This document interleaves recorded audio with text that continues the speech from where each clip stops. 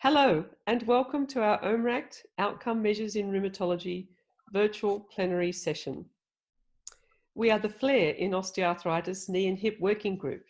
Together, we hope we'll reach consensus on the relevant core domains that should be included in a composite score that reflects an episode of FLAIR in OA. I'm Lynn March from Australia, and I'm one of the co-chairs. You'll also hear from Jonathan Epstein from France, our returning fellow, who will present the background research for the topic. Then another co-chair, Francis Gilmer, also from France, who will outline the methodology. Lauren King, our current fellow, will share the results that have led to the 5 domains that we'll hope you'll endorse. And these will be presented by our patient research partner, Sam Michel Sembelot, also from France. Our group's path have evolved over the past 6 years, beginning in 2014 when Francis was on sabbatical in Sydney and identified the need for a measurement tool for FLAIR in OA. In 2016, we became the first official working group that was virtual of OMERACT, when we agreed to follow OMERACT methodology to identify the core and relevant domains before developing the instrument. In 2018, it was decided that the first hybrid consensus vote would be conducted at OMERACT, whereby we would have combined the face-to-face people with a virtual live stream vote. However, 2020 has arrived, and so has the COVID pandemic, and OA FLAIR will now be totally virtual. You are part of history to take this first virtual OMERACT consensus vote, and we thank you for making it with us. The original OA core set was ratified at OMERACT 3 in 1996 in Cairns, Australia. It took another 22 years, but it's fitting that the revised combined OMERACT-ORSI core set was also ratified in Australia in Terrigal in 2018. And in that session, FLAIR in OA was identified as important, but was in the research agenda, largely because the construct wasn't well defined and people felt that there wasn't an instrument to measure it. You can see here in this next slide with a figure taken from the paper by Toby Smith, the osteoarthritis fellow, in the J Rheumatology article where FLAIR is highlighted in the research agenda. So there have been many people who've contributed to this 6 years of evidence to bring these domains to you. The co-chairs there, Francis Gilmer, Lee Callahan, David Hunter and Gillian Hawker, and many others. And not enough time to thank them all, but I do thank them all, but not individually. And here are some of the amazing smiling faces that have contributed to that work. So over to you. Thank you, Jonathan, our returning fellow. Hello, I'm Jonathan. So as we were starting to work on the concept of FLAIR in osteoarthritis, we found a study by Murphy and et al. Which characterized flares in osteoarthritis from the perspective of patients. And what we found was that flares were often described by pain and its qualities, like sharp, short, and so on. And what we also found was that flares were common, fleeting, and often they were experienced in the context of activity engagement. Next slide, please. So we conducted our own systematic literature review, and we started from 1,000 articles and selected 23 which had FLAIR definition for FLAIR, which had definitions for FLAIR in osteoarthritis. And in those 23 articles, we identified 4 components for FLAIR. Of course, there was pain, but sometimes there were also other factors like swelling or warmth. Sometimes flares were defined as a composite criteria combining pain and other factors. And sometimes flare was a global assessment. But the majority of studies reported flare just as an increase in pain using standardized outcome measures. And only one study reported antecedents and consequences of pain flare using quantitative methods. Next slide, thank you. So while we were working on the definition and concept of flare, a new systematic review was published by Perry et al. And this time they concluded that flares was defined as a worsening of signs and symptoms, an increase specifically in pain intensity. It was also defined by a minimum pain threshold at baseline and a minimum duration, and also by the speed of onset. And a new element was also that flare could be defined as a requirement for increased medication. Of note, no study included activity interference of the flares as the definition for flare. And I leave the place to Francis.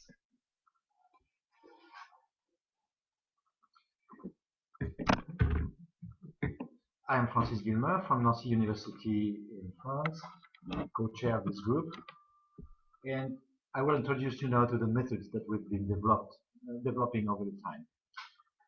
It was our initial approach to have a big language and big settings stage, both in France and Australia, to conduct this research, and then to further expand it to participants in other countries like Canada, USA, Spain, Turkey, Morocco, and a lot of others coming now.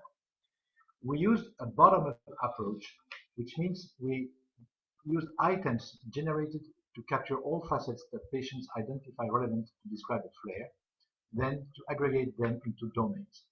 And for doing this, we have used qualitative methods, including semi-structured interviews, focus groups, and these have generated items that were used to create domains. The next stage was to use Delphi survey to conduct information about the domains, always retro-informed by the items content. Next slide. In France and Australia, we have concurrently worked with both teams to first identify themes by combining literature review plus focus groups and interviews that lead to generate items. All these items have been analyzed for their responses, and they've been agreed by teams, including by our team, including health psychologists and rheumatologists in both languages. Then the next stage of selecting items was using Delphi rounds involving both patients and health professionals. Next slide. So into going in details, the generation of domains used individual semi-structured interviews, particularly 29 patients and 16 health professionals, that generated 180 statements specific to a knee and hip OA flare. The content analysis involved grouping the statements into clusters, to which we have added labels.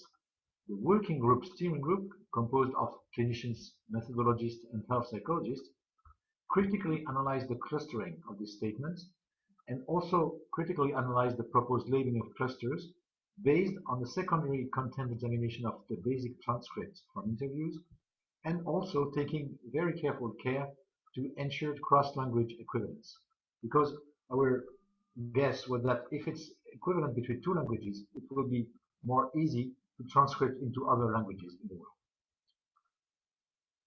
Then the selection of domains involved the participants in Delphi survey, including health professionals like researchers, rheumatologists, physiotherapists, orthopedic surgeons, and nurses from 17 countries on 4 continents, as well as patients recruited in Australia, Canada, USA, and France. So the Delphi surveys were conducted in 2 rounds among patients from national settings.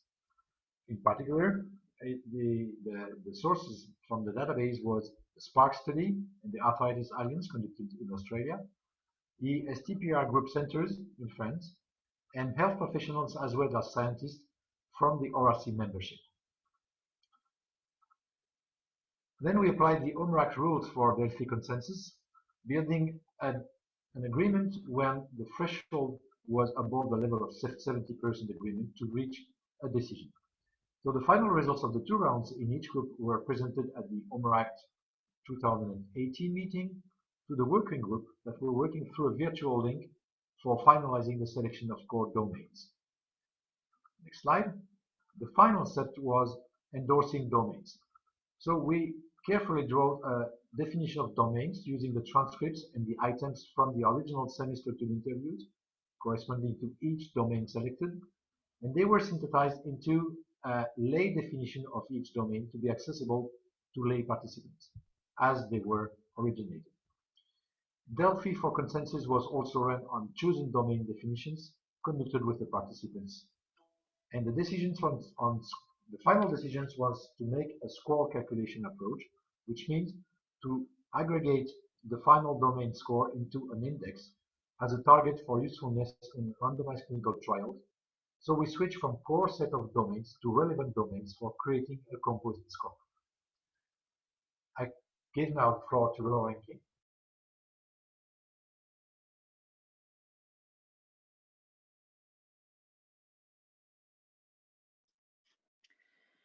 So now in terms of the results, in the qualitative study, 39 patients and 24 health professionals participated. Analysis of the transcripts from the interviews and focus groups generated 180 statements that described hip and knee OA flare. These were analyzed and subsequently reduced into 50 items that could be organized into 9 candidate domains, so key domains that characterized hip and knee OA flare. This was followed by 2 rounds of Delphi survey that sought agreement on the proposed domains among a much larger number of patients and health professionals. This table shows the results after the first Delphi round among the patient participants. Shown are 3 columns reflecting the questions that were asked of the patient participants relating to the 9 proposed domains. After the second Delphi round, and you can see how the columns have changed, or the questions changed, patients agreed with over 70% endorsement that are shown by the red boxes to keep 7 domains and to reject 2 domains. So the patients rejected buckling and other symptoms.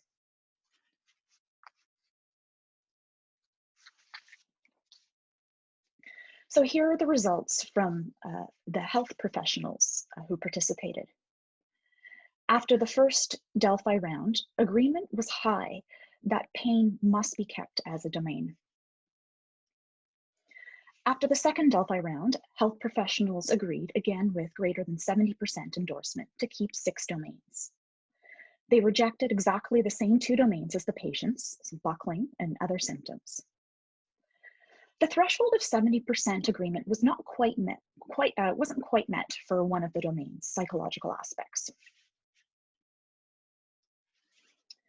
So after 2 rounds of Delphi survey, both patients and health professionals agreed to keep pain, swelling, and stiffness as domains of OA flare. Patients and health professionals also agreed that buckling and other symptoms should be removed. Psychological aspects were endorsed by patients, but didn't quite meet the 70% threshold among health professionals. But the weighting was tipped in favor of the patients, and psychological aspects was retained as a domain. One of the domains, triggers, was removed because it was felt to reflect a cause of flare and not flare itself. And finally, 2 domains that were endorsed by both patients and health professionals, consequence of symptoms and protective factors, were merged into one domain called impact of symptoms. This left 5 domains: pain during flares, swelling during flares, stiffness during flares, psychological aspects during flares, and impact of symptoms. And definitions of the domains were constructed from the transcripts from the qualitative work and then refined using feedback from many in the OMERACT community. A final survey was completed among 38 patients and 89 health professionals with overwhelming endorsement of these 5 domains. And this chart shows the percentage of participants who agreed that the proposed domain was relevant to OA flare.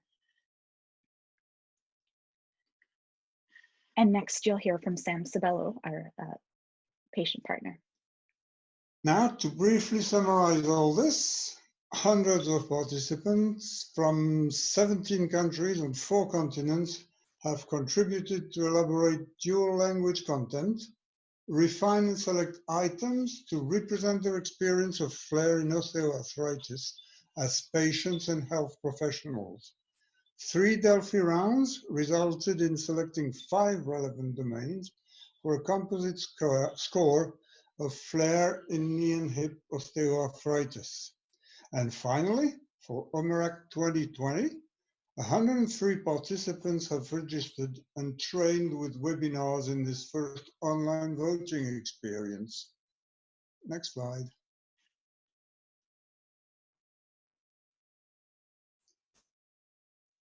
The 5 proposed flare domains in osteoarthritis are, with their definition, pain during flares, that is pain that is more severe, lasts longer, is particularly heightened with physical activity and persists with rest.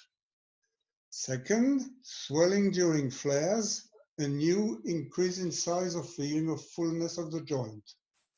3, stiffness during flares, an increased or prolonged stiffness of the joint that does not improve with movement.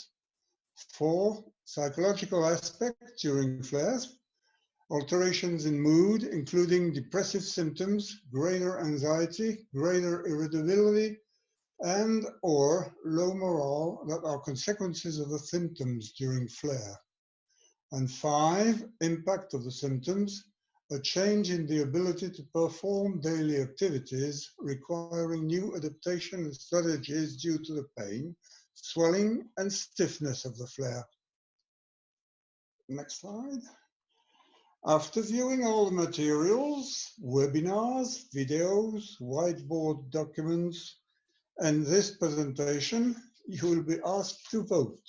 You will have to use the OMERACT 2020 application that you have downloaded and tested for vote. If you have not yet done so, go to the address below to download the application. Next slide. The voting question is, do you agree with the working group who, based on the evidence presented, recommend that the domains shown in this table should be relevant domains for a composite measure of flare in osteoarthritis of the hip and knee? The 5 domains are again pain, swelling, stiffness, psychological aspects, and impact of symptoms. Remains for us to thank you all for your contribution.